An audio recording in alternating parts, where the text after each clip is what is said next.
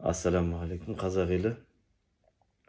Сәл сырқаттанып тұрсам да, суық тиіп еді. Соған қарамастан бір видео жазуыма тура келіп тұр. Біреулерге мүмкін ұнамас, бұл менің айтарым. Біреуге мүмкін ұнар білмеймін, біреуге пайдасы тиер. Айтпайын десең тағы болмайды. Бүгінгі жағдайға байланысты. Айтсам сынға түсіп кетуі мүмкін. Ештеңе етпейді. Айтар датым бар, қазақ елі. Бүгінгі жағдайға байланысты. Қандай жағдай дейсіз ғой? Мына сабыр етіңіздер, енді тыңдап көріңіздер. Кезінде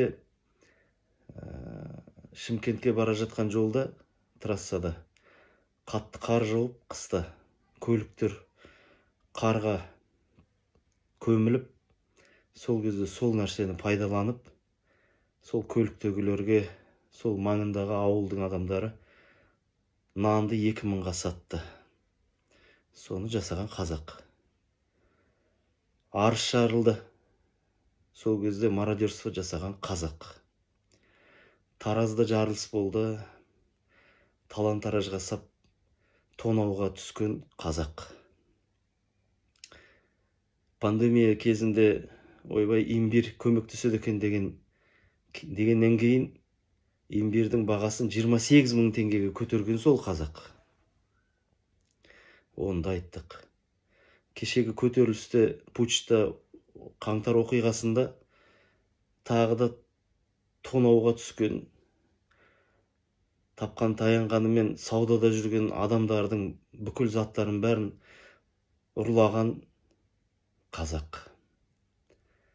Енді міне елімізге күн туған кезде керісінше қолдау жасап, ағылып келіп жатқан халық бар басқа елден. Соған қарамастан бүкіл пәтерлердің бағасын көтерген тағы қазақ. Кеше маған бір жігіт айтады, жазады, Ардақ аға дейді. Мен дейді бір орыс жігіттен пәтер жалдайын дейді Алматыда. Бір комнаталы квартира 80 000 теңгеге.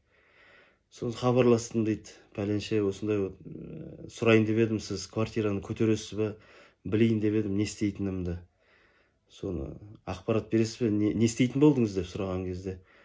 Жоқ, мен көтермеймін пәтерді, неге үйтіп айтасың? Мен адамдардың қайғысынан ақша тапқым келмейді деп орыс айтты. Орыс құрлы болмадық па? Ай, қазақ елі. Бұл не деген сорақылық болып кетті бізде? Қаншама хаттар келіп жатыр. Не істейміз аға? Біз студентпіз, Алматыда тұрар жеріміз жоқ. Қарындастар жазып жатыр, аға, бізді үйден шығарып жерді. Даладамыз қазір. Біреу вокзалда қонып жатыр. Әке-шешеміз әлі білмейді, не деп айтарымызды да білмейміз деп маған жылап звондап жатқан, хабарласып жатқан сол қарагөз қазақтарым. Соларды көшеге шығарып тастаған қарагөз қазақ.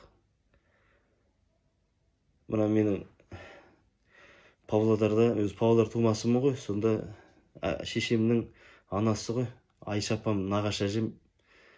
Сол кісі 1917 жылы туған кісі еді. Ашаршылық көрген, соғысты көрген, бұл айтқан кезде. Бүкіл қиыншылықтардың басынан өткерген адамдардың бірі. Сонда мен баламын, 7-8 жаста екен.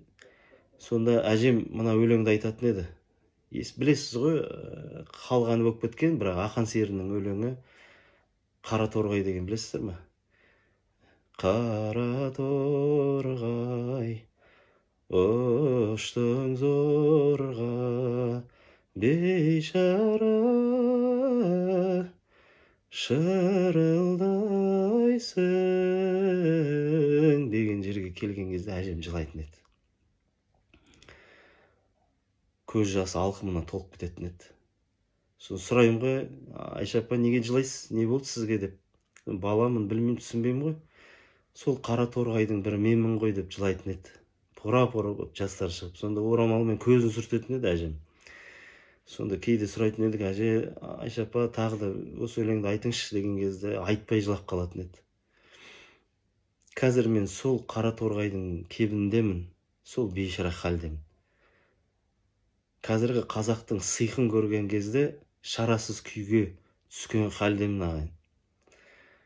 Қазақ құзғын боп кеткен, қарға боп кеткен, кейбірі бағанағыдай қара торғайдың кебінін киген күйде жерге қона алмай жүрген қазақ.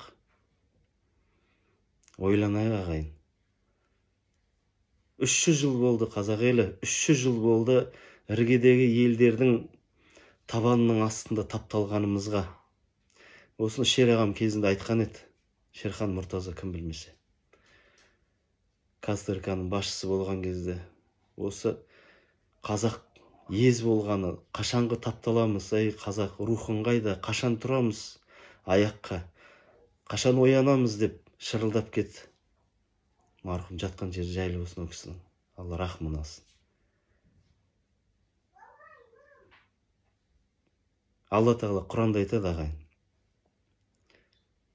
Аятта. Сендер өздеріңді түзетпейінше, мен сендердің халдеріңді түзетпеймін дейді. Бітті осымен. Билікке дат айтпай қойыңыздар. Өздеріңізді жөндеп алыңыздар ағайын. Абайша айтсам, мен қазақты сондай жақсы көрем, және сондай жек көрем дейді. Айтарым осы.